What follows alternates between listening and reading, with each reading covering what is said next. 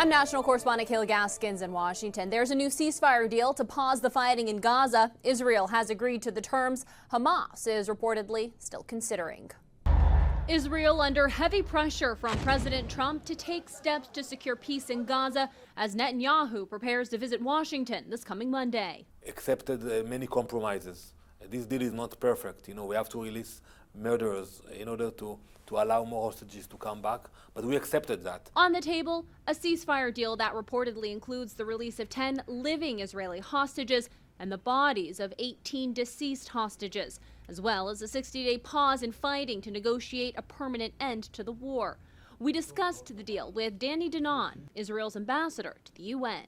So something we've heard from you and we've heard repeatedly from Prime Minister Netanyahu is that Hamas cannot exist in Gaza. Do you think it's possible for Hamas to rid Gaza of Hamas diplomatically without military action?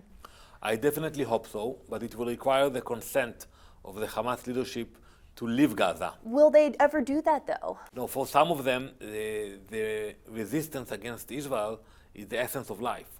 So they want to stay and they want to fight. They don't care about the people in Gaza. Those are the people I can't see leaving on their own. So maybe there will be enough pressure from different directions and they will have to leave. We will not allow Hamas to stay because it's a threat. But also for the people in Gaza, there will be no future in Gaza if Hamas will stay in power there. Where does Hamas go if they leave Gaza? There are some countries who support them. They can host them.